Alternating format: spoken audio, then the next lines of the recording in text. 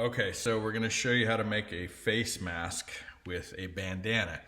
We have these bandanas and we'll give them to you for free. You get one per person. If you want to request one, we'll give them to you.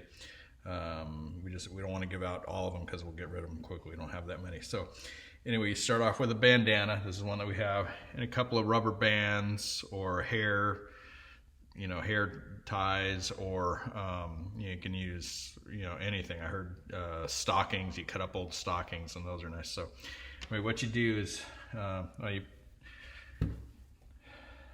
fold it in half this way, fold it in half this way, do it once again. All right, so you've folded it twice like that, right? And you take rubber bands and you feed it in about a third of the way in on each side.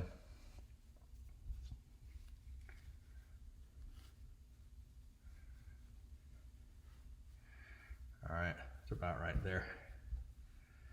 And you fold it over there, fold it over there, and you got a mask.